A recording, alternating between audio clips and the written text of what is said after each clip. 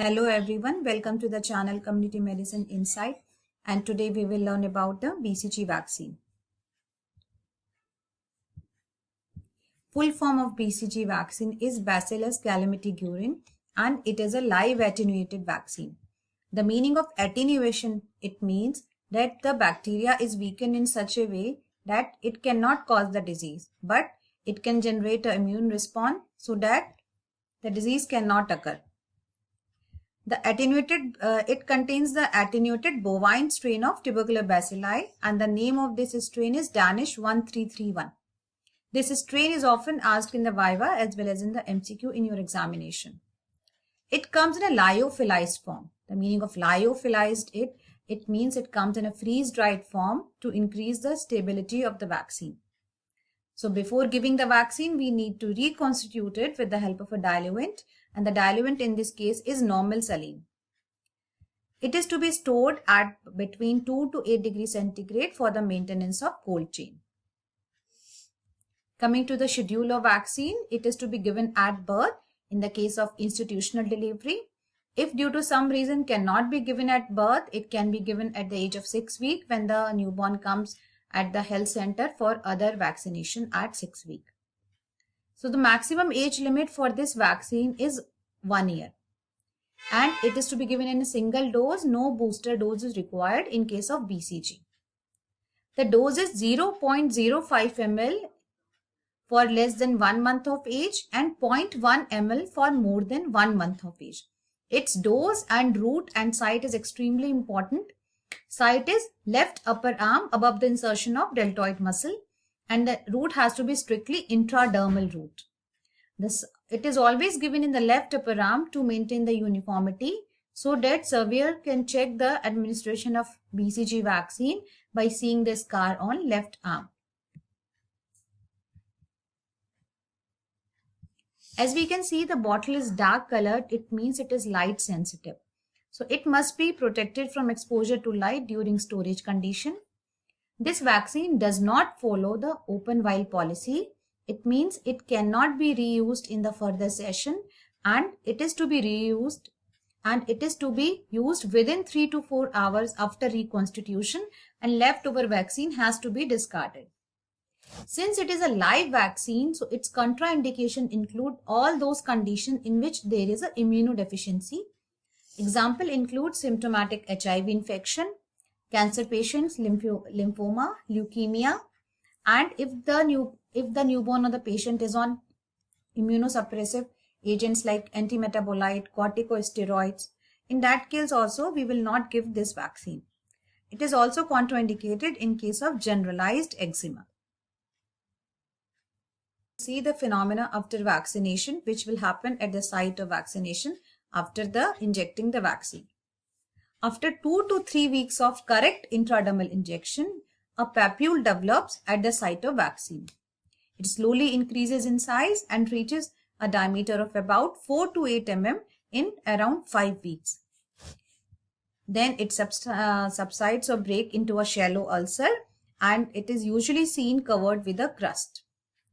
The healing occurs spontaneously within 6 to 12 weeks, leaving a permanent tiny round scar, which is of typically 4 to 8 mm in diameter. Now we will see how to give a correct intradermal injection. Before giving any kind of vaccine, we need to wash our hands. Since this is a vaccine which comes in a freeze-dried form, it is to be reconstituted with its diluent normal saline before administration.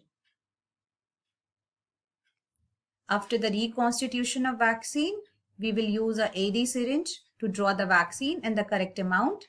So the dose of vaccine is 0.05 ml.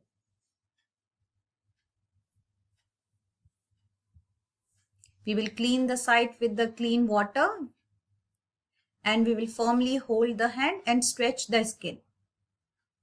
We will hold the syringe and the needle almost parallel to the skin surface, and the pointed part and then the open part of the needle should be facing upward, and we will slightly move forward our syringe just beneath the skin.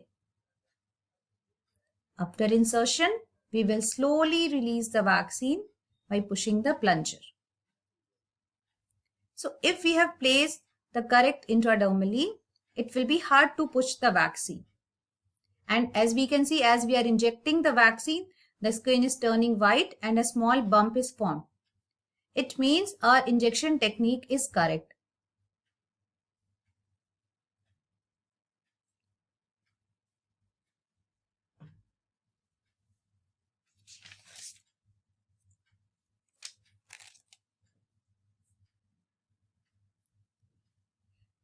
Suppose we have inserted the needle and the vaccine is going very easily, then we need to stop. We need to reposition the syringe and then we will again start inserting and giving the vaccine.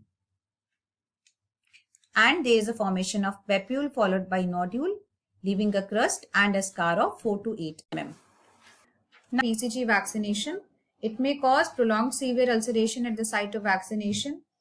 It may also cause suppurative lymphadenitis if the vaccine have penetrated deeper and we have not given the correct intradermal injection. It can also lead to osteomyelitis, disseminated BCG infection and death in case of severe immunodeficiency. So the ulceration and lymphadenitis occur in 1 to 10% of vaccination and disseminated infection occurs in less than 1 per million vaccination. The disseminated infection, it is usually associated with the severe abnormalities of the cellular immunity. BCG. The duration of protection lasts from 15 to 20 years. And if BCG administered early in the life, it provides a high level of protection, particularly against the severe forms of childhood tuberculosis and tubercular meningitis. So this is a very important question often asked in Viva. Okay, why we are giving BCG? So the purpose is to protect the young infants from severe form of childhood tuberculosis and tubercular meningitis. Now coming to some frequently asked question about the BCG vaccine. Why it is not advisable to clean the injection site with a spirit swab before vaccination?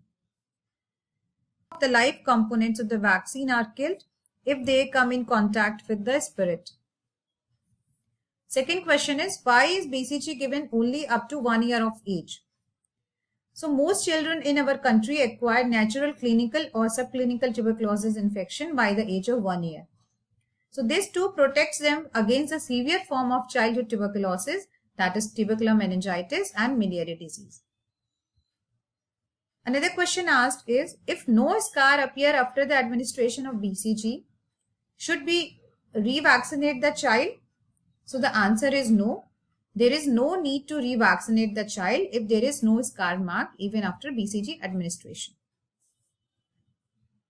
Why we give BCG only on the left upper arm?